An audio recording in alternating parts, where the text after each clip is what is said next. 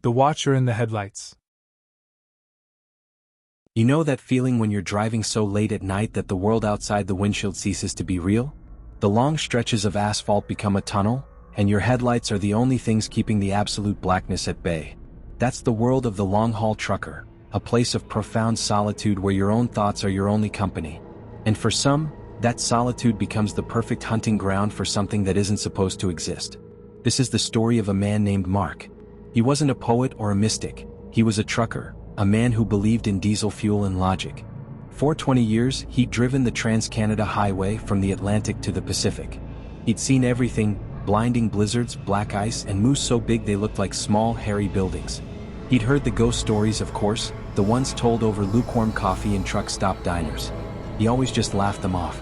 The road was a job, not a fairy tale. It was a brutally cold winter night in northern Ontario. The pine trees stood like silent, snow-covered sentinels, their branches heavy with a burden of ice. The sky was an unbroken sheet of heavy clouds, so there were no stars, just a suffocating, inky void. Mark was hours into his shift, and the only sound in the cab was the low, hypnotic rumble of his engine. Suddenly he saw it. Far ahead, in the dead center of his lane, a small, dark figure. Mark, assuming it was a lost deer or a moose, instinctively eased off the gas. But as he got closer, his headlights resolved the shape into something human. It was a tall, slender figure standing perfectly still, its back to him. The figure was facing the other direction, but its head was turned almost 180 degrees, a chilling, impossible twist, and it was looking directly at his truck. Mark felt an icy chill climb his spine. He hit the horn, a long, blaring blast that tore a jagged hole in the silence, but the figure didn't flinch. It didn't move an inch. He had no choice but to swerve, the massive rig lurching to the left, the tires groaning against the asphalt. He flew past the figure, and in a split-second glance in his side mirror, he saw it. The figure didn't have a face. It was a smooth, dark mass, a void where features should have been. And as he pulled away, he saw it again in his rearview mirror. It was still standing there, unmoving, watching his taillights disappear into the darkness. He slammed his foot down on the accelerator, the engine roaring in protest. He told himself it was fatigue, that he was just seeing things. But an hour later he saw it again. The figure was on the side of the road, far ahead, watching him approach. How was that possible? He had been doing 60 miles an hour for an hour. It was impossible for this thing to have moved so fast. Every 10 or 15 minutes, the figure would reappear, each time a little closer to the center of the road, a little more menacing. It was like a game, a terrifying cat and mouse where the cat was an impossible entity and the mouse was a man in a 40-ton truck. The radio, which had been silent before, was now just a harsh static. His phone had no signal. He was completely alone. The terror escalated when he approached a small, single-lane bridge. The figure wasn't on the side of the road this time. It was standing directly in the center of the bridge, its arms outstretched as if welcoming him. Mark's blood ran cold. He slammed on the brakes, but the truck, with its heavy load, wasn't going to stop in time. He closed his eyes, bracing himself for the impact. But it never came. He felt the truck lurch, a shiver run through its frame, and then it was over. He opened his eyes. He was on the other side of the bridge, the road in front of him empty. He pulled the truck over, his body shaking so violently he could barely unlatch his seatbelt. He got out and walked to the front of his rig, his flashlight beams slicing through the darkness. Nothing. Not a scratch, not a dent, no sign that anything had been there at all. But he felt it. A cold, heavy presence. He was being watched. He climbed back into the cab, his body heavy with a new kind of dread. He looked in his rearview mirror, and there it was. It wasn't outside anymore. It was in his cab. It was sitting on his bunk, a dark, featureless silhouette watching him. A cold so profound it felt like a physical weight settled over the cab. He could feel its gaze, its silent, empty stare. Then a voice, a hollow, dry whisper that sounded like dead leaves scratching across the ground, filled his head. "I've been watching you," it said, a sound that seemed to come from everywhere and nowhere at once. "For so long. You're the one. Now you will join me." The voice wasn't male or female. It was the sound of pure, unadulterated emptiness. Then he felt a touch. A cold, clammy, almost sticky sensation on his hand. He looked down, and a long, impossibly thin finger was pressed against his. He screamed, a raw, guttural sound of pure terror. He scrambled to his feet, threw the truck into gear, and slammed on the gas. He looked in his rearview mirror, and the figure was gone from the bunk. It was now sitting in his passenger seat, its head twisted to watch him, its silent, featureless gaze fixed on him. He drove for hours, a man possessed, his foot on the accelerator, tears streaming down his face. He didn't look at the passenger seat. He didn't look in the rearview mirror. He just drove, praying for the sun, for light, for anything to fight the terrible, suffocating darkness that had found him. Just as the first hint of light, a pale blue line on the horizon began to appear, the presence vanished. The chill lifted. He pulled the truck over, stumbling out of the cab, his body trembling with exhaustion and fear. He was safe. He was alive. He was free. He finally pulled out his phone, which now had a signal, and called his wife. He tried to speak, but the words wouldn't come out. The watcher's voice echoed in his head, "You are the one. You will join me." Mark looked down at his hand and he saw it. The finger that the thing had touched was black, shriveled, and lifeless.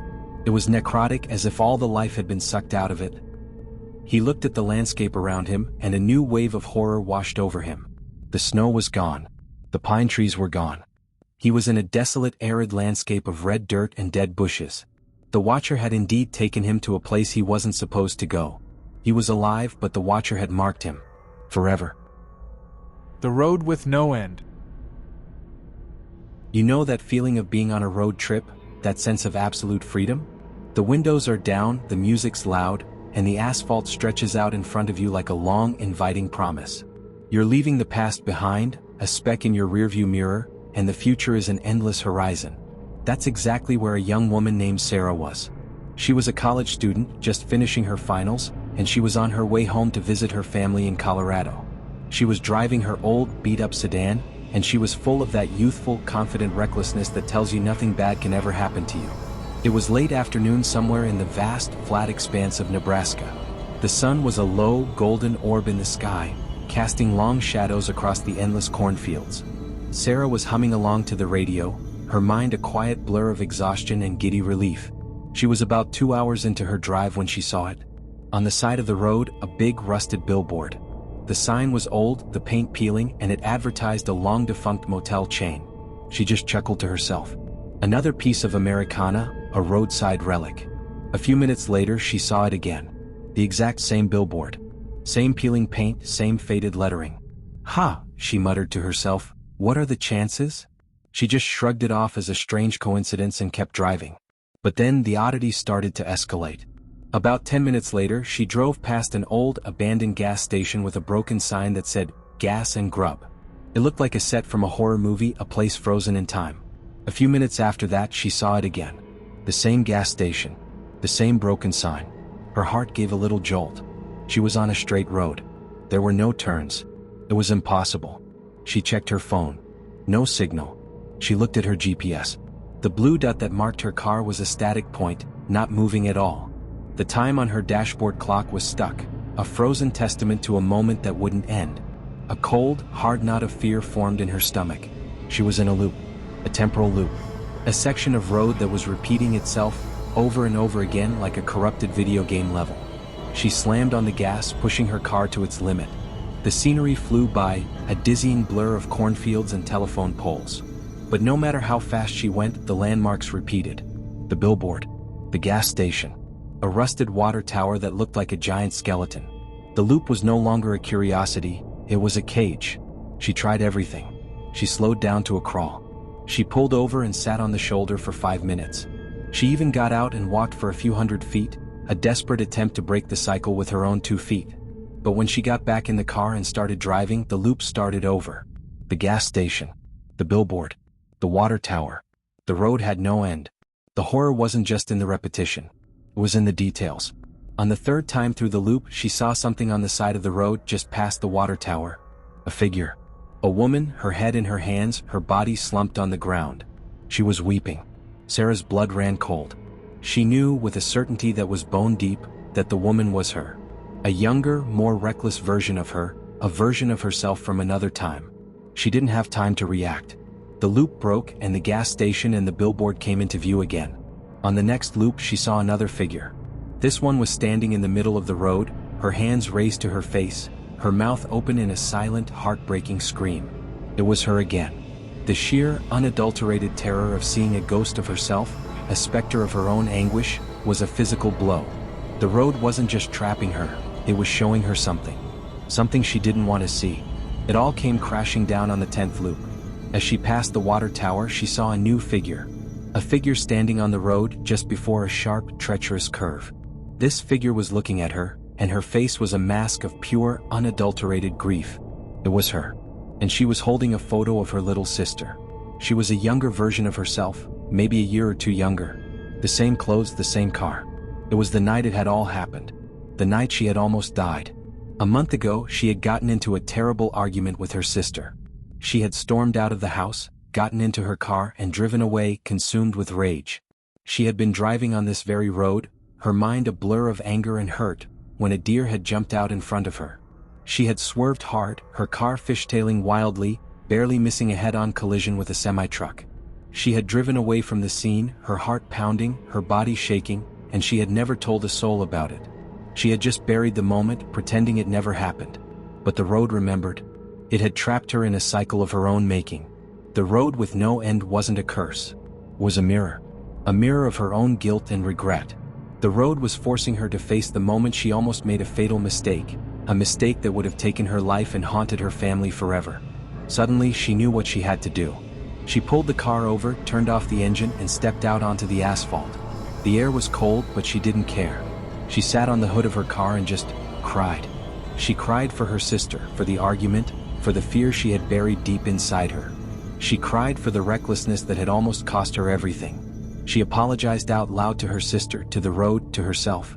She faced the moment, she accepted the terror, and she embraced the guilt. And as she did, the world changed. The sky, which had been a static, unchanging gray, began to move. The time on her clock blinked and changed, a sign that time had started again. The GPS, which had been a blank screen, flickered to life, showing the rest of the highway stretching out in front of her. The road had an end. She just had to find the courage to face what she had been running from. She got back in her car, a new person. She wasn't a reckless kid anymore. She had learned a profound, terrifying lesson. She drove the rest of the way to her family's house, and she found the courage to talk to her sister.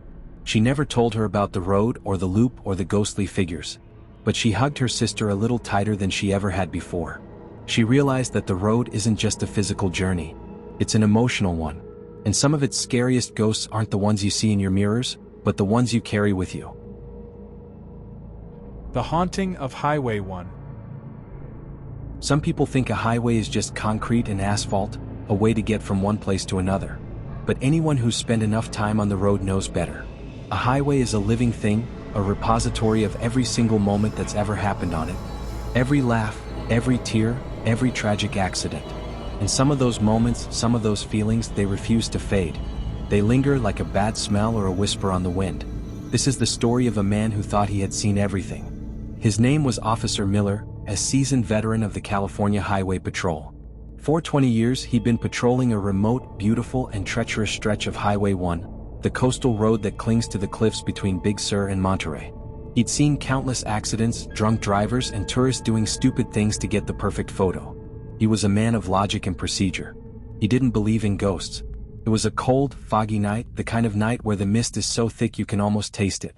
The ocean, which was usually a violent, thundering beast, was a muffled, unseen presence below the cliffs. Miller was on a routine patrol when his radio crackled to life.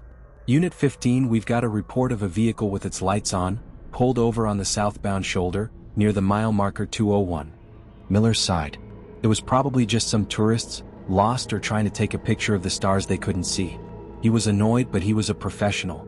10-4, he said, turning his patrol car around and heading to the location. As he got closer to the mile marker, the fog seemed to grow thicker, a swirling, disorienting wall of white. He slowed his car, his headlights cutting a narrow yellow path through the mist. He got to the spot and his heart gave a little jolt. There was no car. The road was empty. He got out of his patrol car, his hand on his flashlight, his mind racing. He checked the shoulder, the edge of the cliff. Nothing. Just the sheer rock face and the muffled sound of the ocean below. But the air was different.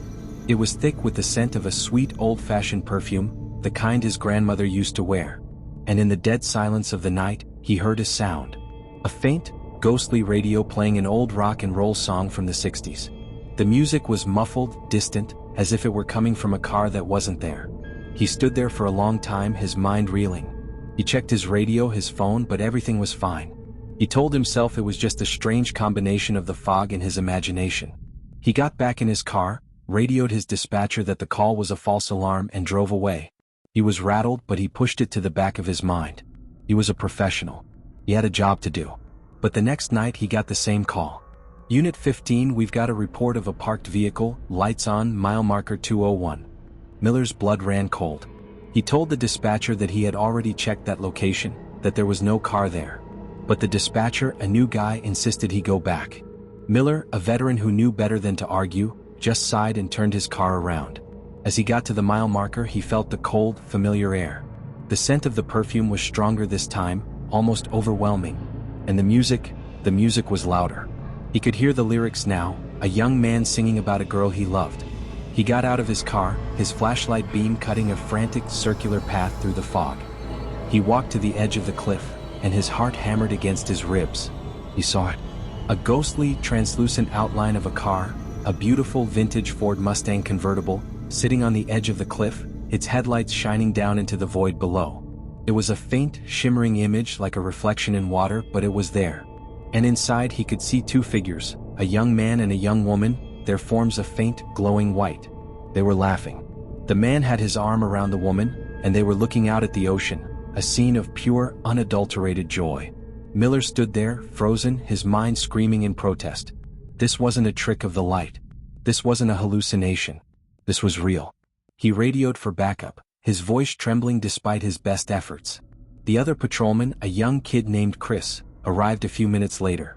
Miller, his voice low and serious, told him what he had seen. Chris just looked at him, a silent, skeptical question in his eyes. They walked to the edge of the cliff together and they saw it.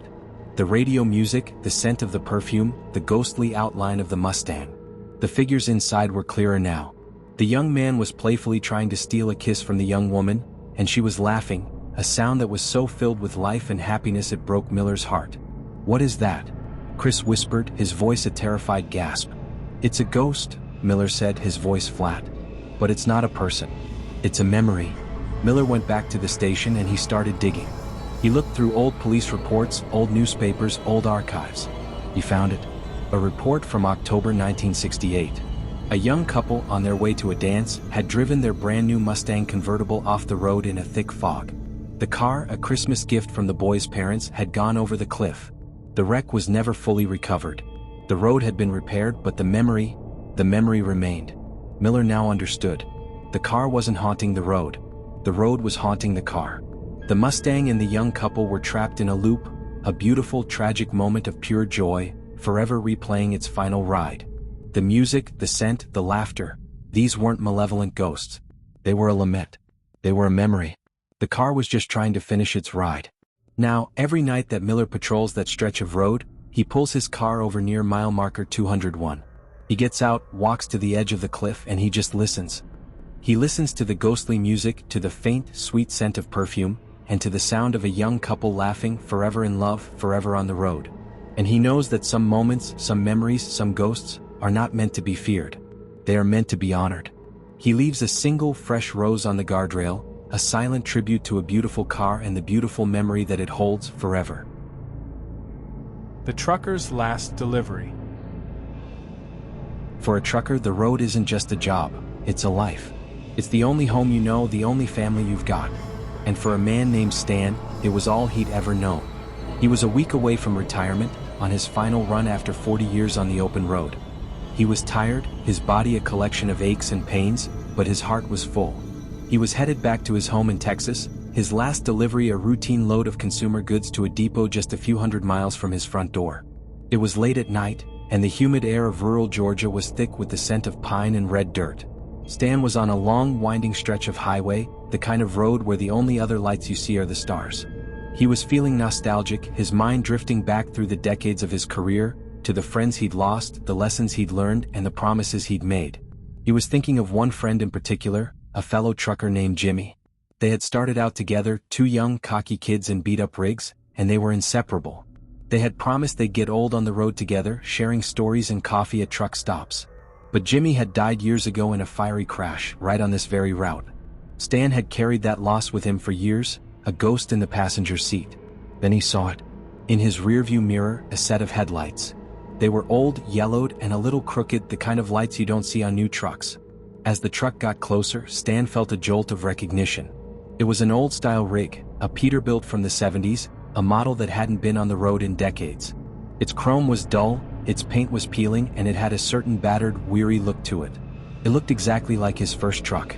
He shook his head, thinking it was just a trick of the light, a ghost of his memory. But the truck stayed with him. It wasn't tailgating, it was just there. It was almost a companion, a silent presence in the darkness. Then the ghostly rig flashed its lights. Not a quick, aggressive flash, but a slow, deliberate one like a signal. Stan was confused. He slowed down, and the other truck slowed down with him. It was urging him to follow. A cold, hard knot of dread formed in his stomach. He wasn't seeing things. This wasn't a memory. This was something else. He was a professional. He had a schedule to keep. He ignored the signal, sped up, and the ghostly truck fell back. But a few miles down the road, it appeared again, this time right in front of him, blocking his path. Its taillights were a faint, ethereal red, and its presence was a cold, heavy weight in the humid air. Stan slammed on the brakes, the air brakes hissing in protest as the big rig screeched to a halt just inches from the phantom truck's trailer. He was breathing hard, his body shaking with a mixture of fear and rage. He was on his last run. He was so close to retirement. This was his final delivery. He couldn't let some ghost truck get in his way. He looked into the cab of the phantom rig and his heart stopped. The driver was a man. A young man with a shock of thick, black hair and a goofy smile. It was Jimmy. His face was pale, his eyes were sad, and he was looking at Stan with an expression of profound disappointment. He raised a hand and pointed not at Stan's truck, but at a small, overgrown road that branched off to the left, a road that wasn't on Stan's GPS. And then, in a flash of memory, it all came rushing back. The last conversation he ever had with Jimmy. They were just kids driving down this very road. Jimmy was on his way to a remote clinic in a small town. He had a load of medicine, vital supplies for the people there. "I'm going to finish this delivery," he had told Stan. "This is a big one. It's going to save lives. You watch me." But he never made it. He had crashed his rig and it had burst into flames, his body never to be recovered. The clinic in the small town had closed down, unable to get the supplies it needed. Stan, in his grief, had blocked the memory out. He had buried it just like he had buried the memory of his friend. Now, on his last delivery, the ghost of his friend was trying to get him to finish the job he never could. Stan looked at his final destination on his GPS, a big, modern depot, and he felt a profound sense of shame. His last delivery wasn't to a depot, it was to a promise he had forgotten. He looked at the phantom truck, at the sad, disappointed look on his friend's face, and he knew what he had to do. He put his truck in reverse and backed up, then took a sharp left, turning onto the overgrown road. He followed the phantom truck, its taillights a guiding, ethereal red in the darkness. The road was treacherous and the truck's suspension groaned in protest. The ghost rig was leading him deeper and deeper into the woods, to a place that felt like it had been forgotten by time. They finally reached a small, dilapidated building, its windows boarded up and its paint peeling. A sign on the front, barely visible in the moonlight, read Rural Health Clinic. A small, faded plaque below it read closed due to lack of supplies. Stan got out of his truck, the humid air heavy around him, and walked to the front door. The ghost truck was gone. The road was silent. He stood there for a long time, the weight of his friend's memory a heavy, suffocating blanket on his shoulders. He finally went back to his rig, grabbed a small paper bag from his cab, a bag of heart medication for his own health, and placed it gently on the steps of the abandoned clinic. It was a symbolic gesture, a final act of respect, a delivery that was 40 years too late. As he walked back to his truck, the phantom rig appeared for a final time, just in front of his headlights. The ghost of his friend was in the cab and he was smiling. He gave Stan a single, slow, peaceful nod, a silent thank you, and then the truck vanished. Just like that. Gone. Stan got back in his cab, a deep sense of peace settling over him. He was no longer a man running from his past. He was a man who had finally made his last and most important delivery. He drove on, no longer to a depot, but to a life of quiet redemption. He was finally free. His final run wasn't to a destination, but to a promise he had finally kept. The Screaming Overpass. Every family road trip has a certain magic to it. The cramped space of the car, the inside jokes, the endless games of I Spy. For a family named the Harrisons, Tom, Maria, and their young son, Leo, it was a cherished ritual. They were on their way to a national park in rural Pennsylvania, their little SUV packed with snacks and sleeping bags. Leo, at 8 years old, was in the back seat, full of the kind of boundless energy that only a child can possess. He was excited, and his excitement was contagious. They were driving down a 2-lane highway, a road that cut through an endless, deep forest. The trees were so thick and tall they seemed to swallow the sky. Up ahead they saw it, an old rusted metal overpass. It was a relic from another time, its girders a web of corroded iron, its concrete stained with age. As they drove closer, a low metallic groan echoed through the air. "Listen to that," Tom said with a laugh, his voice a bit too loud in the quiet of the car. "Sounds like it's screaming." Leo giggled from the back seat. "It sounds like a monster, Daddy." They drove onto the overpass, the wheels of their car rumbling over the metal grating, the sound of the structure groaning under their weight. But as they drove over, Maria, who was a more sensitive, perceptive soul than her husband, heard something else. A faint, high-pitched noise, like a distant, inhuman cry. It was barely audible beneath the cacophony of the overpass, a sound that seemed to come from the very metal itself. She dismissed it as a trick of the wind, or just her imagination. But the road, as it often does, had other plans. A few minutes after they had crossed the overpass, their car sputtered and died.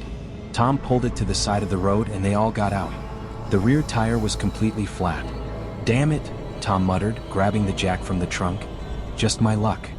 The sun was beginning to set, casting long, eerie shadows across the trees.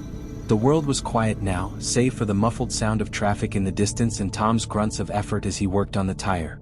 But Maria and Leo heard it. A faint, high-pitched scream. It was coming from the overpass. It wasn't the sound of the metal groaning. It was a different sound. A sound of pure, unadulterated suffering. "Mommy," Leo whispered, his little hand grabbing his mother's. "Did you hear that?" Maria nodded, her eyes wide with fear. "It's just the wind, honey," she said, but her voice was shaky. She looked at her husband, who was still focused on the tire, his back to them. She wanted to tell him, to make him listen, but she knew he would just laugh it off. As the last light of the sun faded from the sky, and the moon took its place, the sound grew louder. It was no longer a faint whisper. It was a full-throated, terrifying scream that seemed to hang in the air around them. It wasn't a human scream, not exactly. It was a scream of twisting, tearing metal, of grinding steel and popping rivets. It was the sound of a violent, terrible accident. The sound was so raw, so full of agonizing pain, that it felt like a physical assault. The sound was coming from the overpass, from the very core of the structure. Tom, who had been oblivious to the sound, suddenly stopped working. He looked up, his face pale with a mixture of confusion and terror. The sound was so loud now that it was deafening. It was a terrible, drawn-out cry, an inhuman lament that tore through the quiet of the night.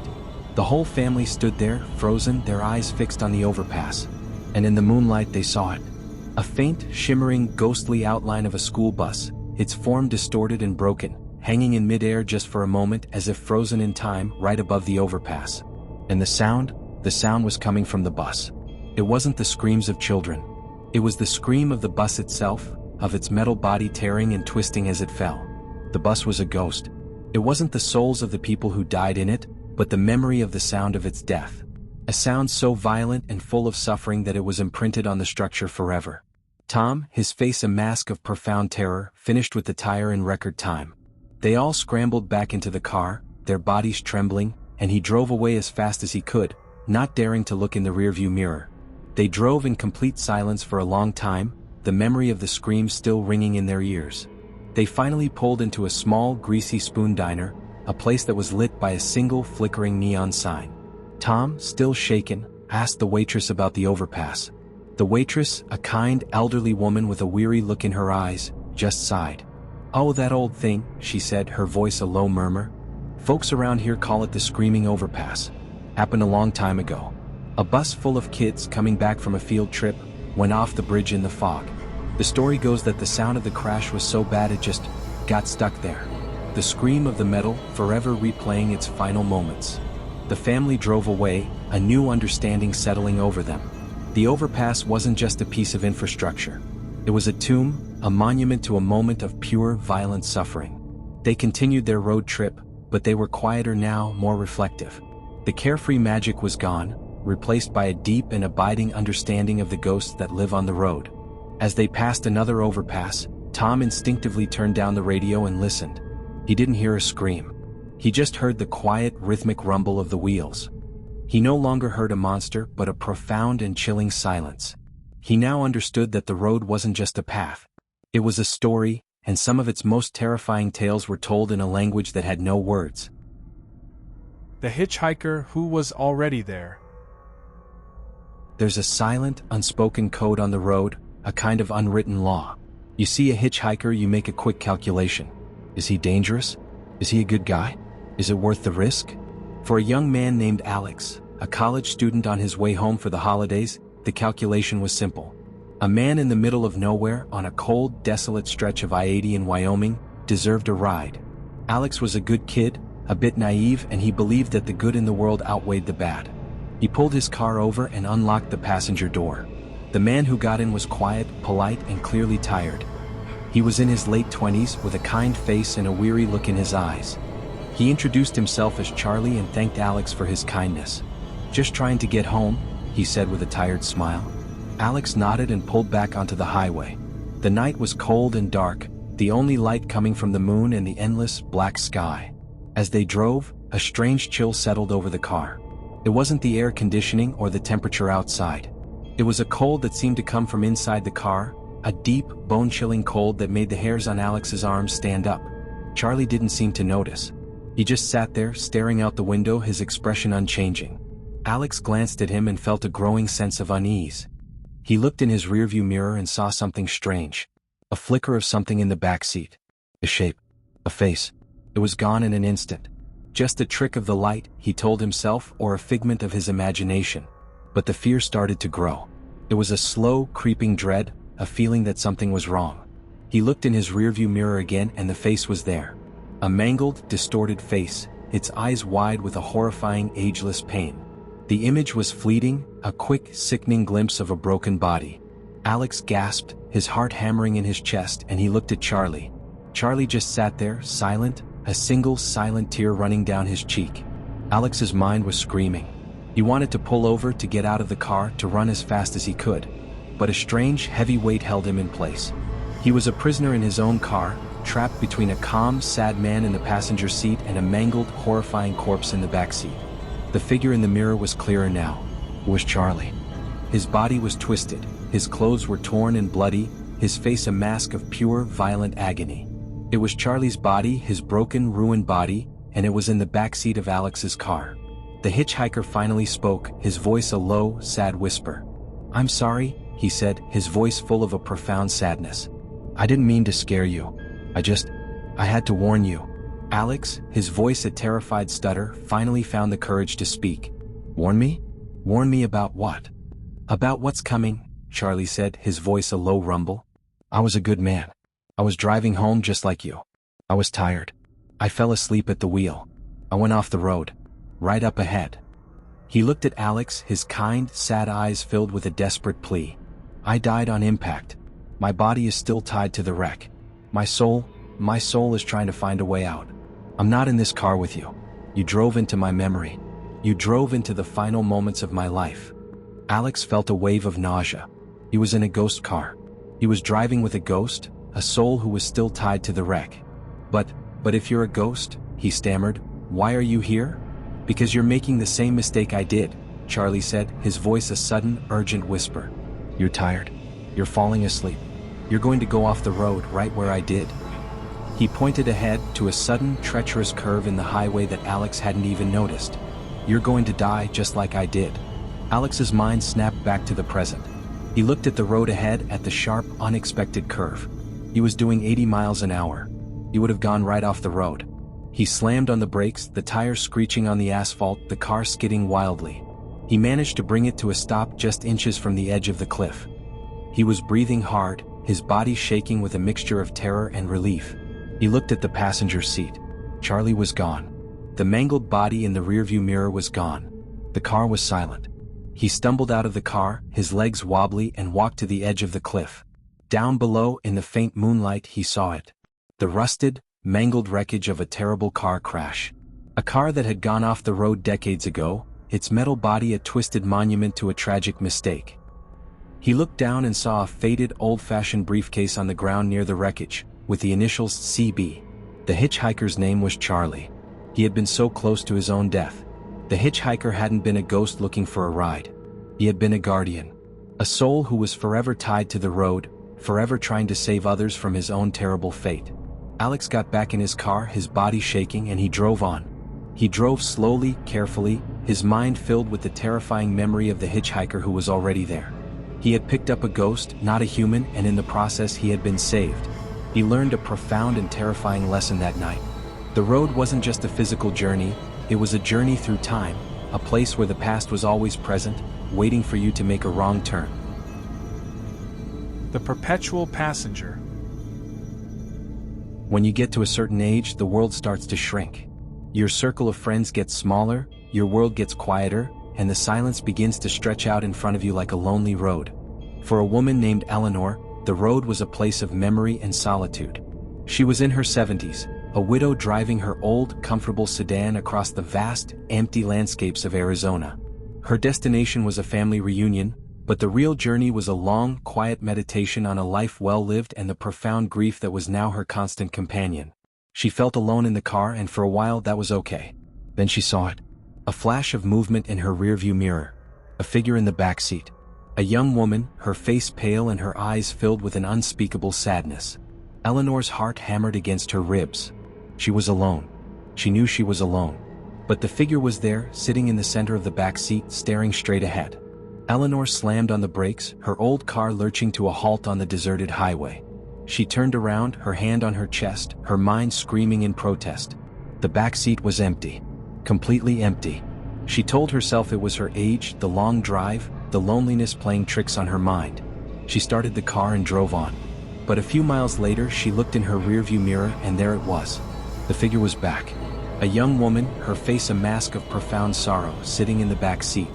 She was wearing a faded floral dress, the kind of dress you'd see in a photograph from a bygone era. She wasn't a threat. She wasn't moving. She was just there. A silent, sad presence in her back seat, only visible in the mirror. Eleanor was terrified, but a strange, sad resignation settled over her. This wasn't a random ghost. It was something else. A phantom limb of her own sadness. She felt a cold spot in the back of the car, a chilling, supernatural cold that had nothing to do with the air conditioning. She reached back and touched the seat, and it was icy cold. The ghost was real.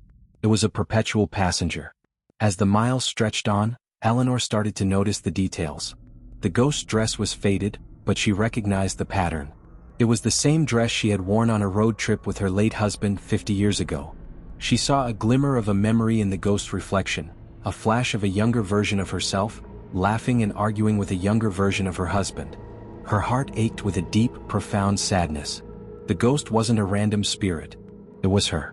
A younger version of her, a memory of a time she had tried to forget. The haunting became more personal, more painful. At night, when the moon was bright, the ghost's image in the mirror became clearer. Her eyes were open wide, and her mouth was open in a silent scream. She was crying, a stream of tears running down her pale, sad face. Eleanor, her heart aching with a newfound fear, knew that the ghost was trying to tell her something. It was trying to show her something. Something she had buried for decades. And then she remembered the road trip with her husband. They had gotten into a terrible, stupid argument, a fight about directions. He had gotten angry, his face red with frustration. "You never listen," he had yelled, and then just like that he had clutched his chest and fallen to the floor of the car. He had a massive heart attack, and he had died on the side of the road in her arms. She had blamed herself. She had carried the weight of that moment, of that angry argument, for 50 years. She had never forgiven herself for the last words he heard from her, and she had never forgiven herself for not being able to save him. The ghost in the mirror wasn't a random ghost. It was the memory of a woman who had lost her husband, a memory she had carried with her, a perpetual passenger of her guilt. Eleanor, her heart heavy with the truth, pulled her car over. She got out, walked to the back door, and opened it. She looked at the empty seat and she started to cry. She was crying for her husband, for the life they had, but mostly she was crying for herself. "I'm sorry," she whispered, her voice a broken sob. "I'm so sorry. It wasn't my fault. You know it wasn't my fault." She was talking to the ghost, to her younger self. "I forgive you," she said, her voice a raw, desperate whisper.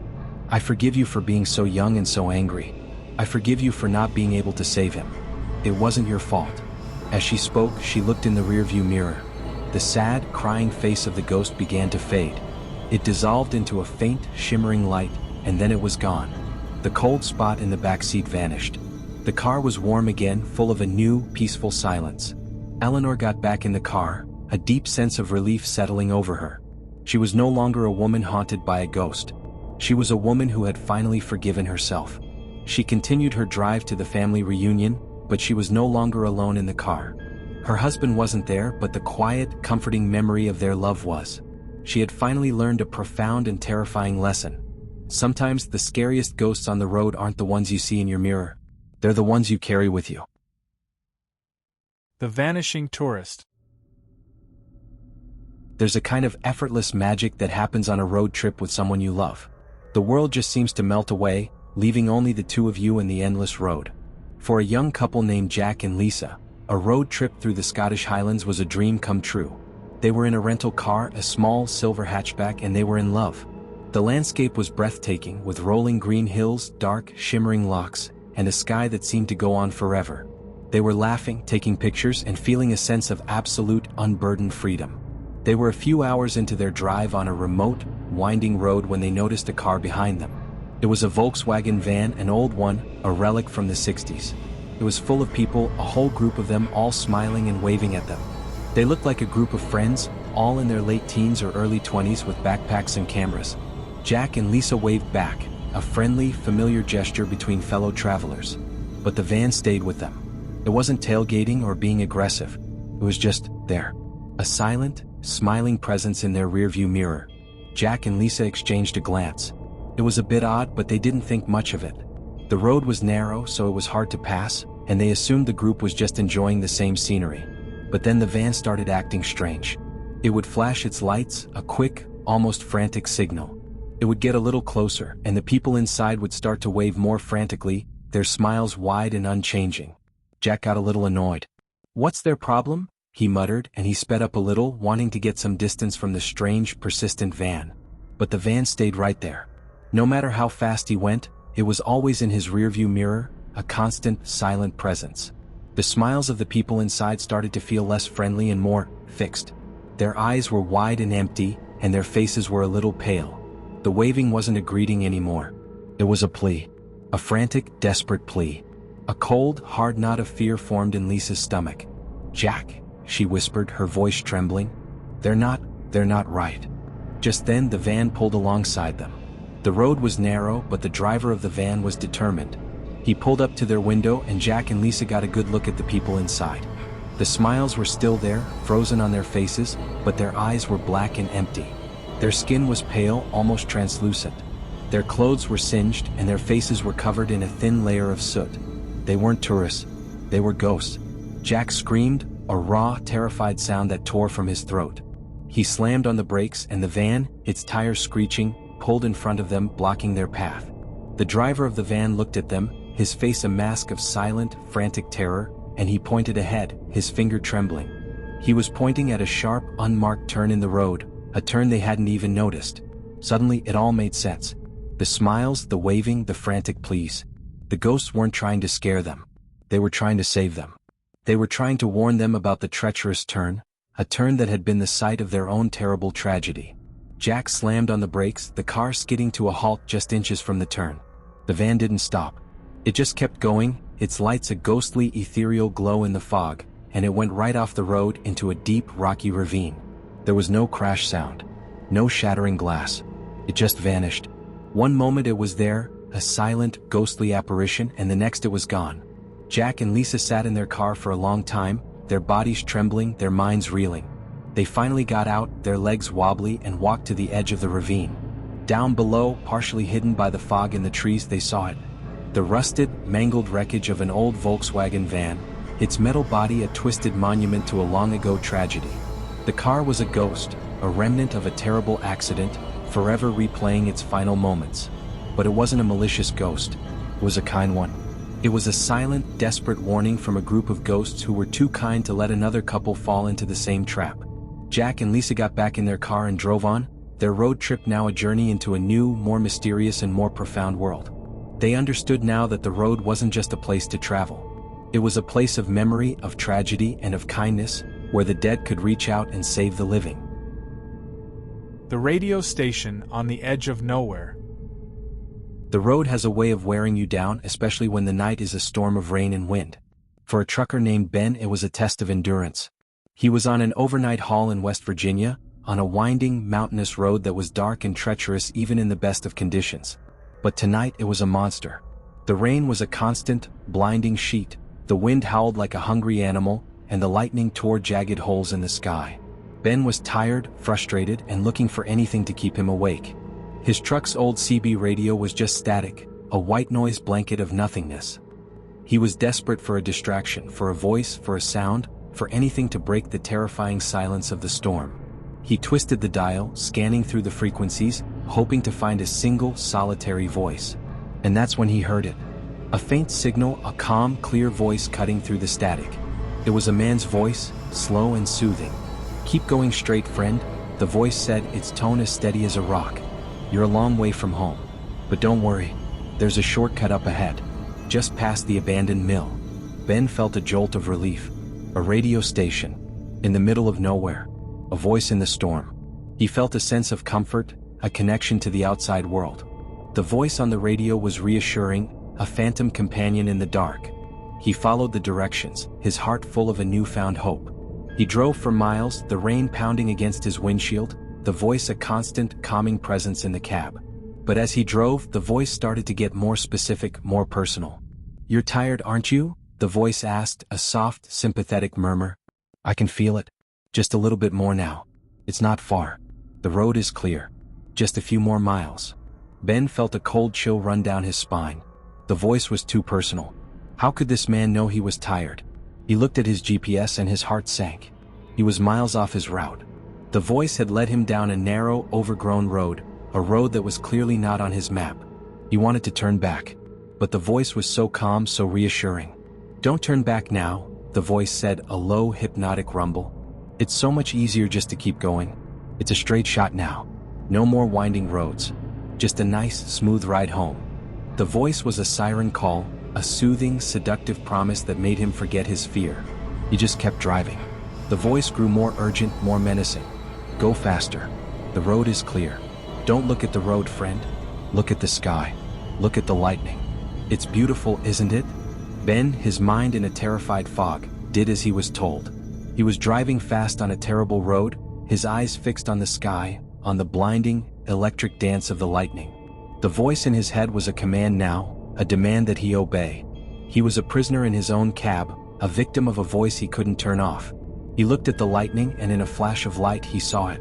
A massive, rusted truck, a fiery wreck, its metal body a twisted monument to a terrible crash. It was hanging in midair, frozen in time, right in front of him. Ben slammed on the brakes, the air brakes hissing in protest as the big rig skidded to a halt just inches from the ghostly wreck. He was breathing hard, his body shaking with a mixture of terror and relief. He looked at the wreckage, and in a flash of lightning he saw a ghost, a driver in the cab, his face a mask of ageless pain. The ghost driver was listening to a radio, a small old-fashioned CB radio, a static-filled broadcast. It was the same broadcast Ben was listening to. The voice on the radio wasn't a ghost. It was a psychic echo, a broadcast from a time long past, a broadcast that was forever replaying its final moments. The DJ on the radio, a phantom conductor, was forever trying to lure new victims to their doom, to keep the cycle going. Ben looked at his CB radio. The voice was gone. He looked at the wreckage, and it was gone too.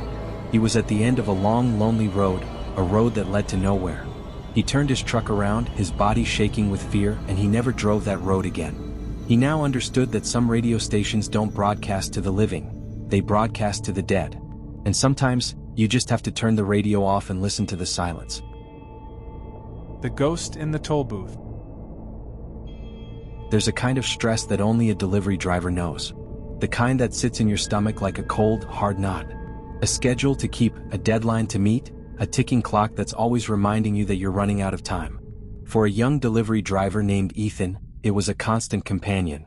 He was a good guy, a hard worker, but he was new to the job and the pressure was immense. He was on an overnight haul and he was running late. In a desperate attempt to make up time, he took a detour, a long abandoned highway that, according to his GPS, would shave an hour off his route. The road was old and eerie, its asphalt cracked and overgrown with weeds. The trees on either side seemed to swallow the light, and the moon was a pale, anemic orb in the sky. He drove for miles, the only sound the low, constant hum of his engine. And then he saw it. A series of old, rusted toll booths, a ghostly remnant of a time that had long since passed. They were dark and silent, their windows boarded up, their roofs covered in vines. He just laughed to himself. Another piece of Americana, a forgotten piece of history. But as he got closer, he saw a light on in one of them.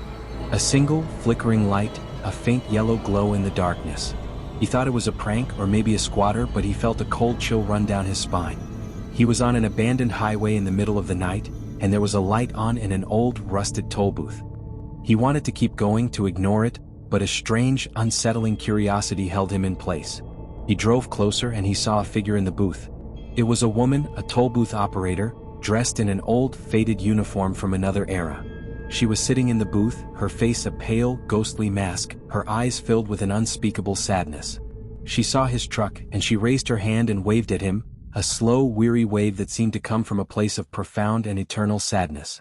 Ethan, his heart hammering against his ribs, pulled his truck to a stop. He rolled down his window, and the air was suddenly filled with a chilling, unnatural cold. The woman just looked at him, her eyes filled with a deep, profound loneliness. She didn't speak. She just held out her hand, a silent request. Ethan, his mind a terrified blur, looked at her hand. It was translucent, ethereal, like a reflection in a glass of water. He could see right through it. He realized with a jolt of terror that she was a ghost. A ghost in a toll booth, a phantom worker stuck in her job. He looked at her sad, empty face and he realized what she wanted. She didn't want money. She wanted a moment of human connection. She was a ghost who was forever stuck in her job, forever waiting for a car to stop and talk to her, forever stuck in the lonely, repetitive rhythm of her life. He reached into his pocket, his hands shaking, and pulled out a single coin. It was a quarter, a small, insignificant piece of metal. He placed it in her translucent hand, and the moment their hands touched, the ghost woman's face broke into a soft, gentle smile. Her hand was warm, and her face was filled with a peaceful, accepting light. She didn't speak, but he heard her voice in his head, a soft, weary whisper that sounded like the rustling of dead leaves. "Thank you," the voice said. "Now I can go home." The ghost woman and the coin vanished, and the light in the toll booth went out. Ethan sat in his truck for a long time, his body shaking with fear, his mind filled with the memory of the sad, lonely ghost. He had a job to do, a deadline to meet, but the urgency was gone. He was no longer a man in a rush. He was a man who had seen a ghost, a woman who was stuck in her job, a woman who had finally found peace. He now understood that some jobs, some routines, can haunt you even after you're gone.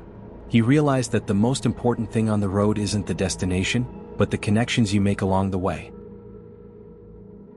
The Black Sedan. A car chase is a strange and primal thing.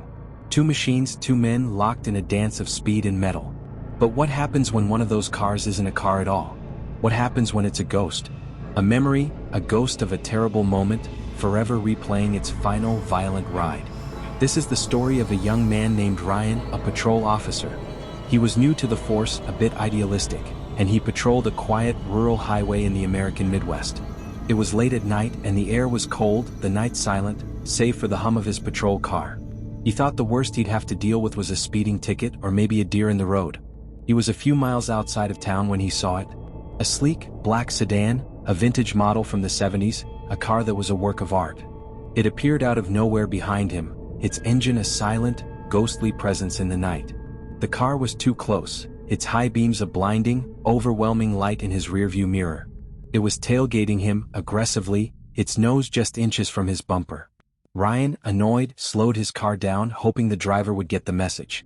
But the sedan just slowed with him. He sped up, but the car stayed right there. It was a relentless, terrifying presence behind him. He looked in his rearview mirror, and the car's headlights were like two empty, white eyes, a blank, soulless stare. He felt a cold chill run down his spine. This wasn't a prank. This wasn't a normal car. This was something else. He tried to lose it.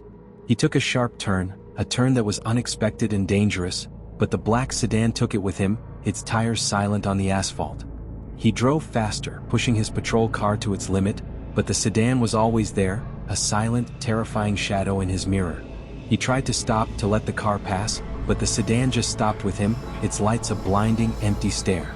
Ryan, his heart hammering against his ribs, realized with a cold certainty that this car wasn't a driver. It was a ghost that was trying to tell him something. He slammed on the brakes, his car skidding to a halt. The black sedan stopped with him, its headlights still blinding him. He got out of his patrol car, his hand on his gun, and walked to the sedan. He looked inside and the car was empty. No driver, no passenger. He looked in his rearview mirror and the sedan was gone. Just like that. Vanished. He drove back to the station, shaken and confused. He didn't tell anyone what he had seen. He knew they wouldn't believe him. But he had a feeling. He had a feeling that the car wasn't just a random ghost. It was a story. A story that needed to be told. He went to the archives and he started digging. He looked through old, dusty case files, old newspaper clippings, and he found it. An old, unsolved case. A hit and run from 20 years ago. The victim was a young man, a promising young doctor who was killed by a black sedan. The car was never found. The driver of the hit and run, a wealthy, influential man, was never caught. The ghost car wasn't a random ghost. It was the victim, his soul forever trapped in the car that killed him, forever replaying its final moments, chasing down every car it sees, trying to find the one that got away. Ryan, now a changed man, went back to the scene of the haunting. He didn't run this time. He just stopped his patrol car and he waited. The sedan appeared behind him, its lights a ghostly glow in the fog. It pulled up next to him, its engine a silent, ghostly hum. Ryan looked at the car and for the first time he saw it not as a threat but as a victim. He understood now that some ghosts on the road aren't about fear. They're about justice. They're about a story that needs to be told, a voice that needs to be heard. The black sedan was a silent, desperate plea for a justice that was 40 years too late.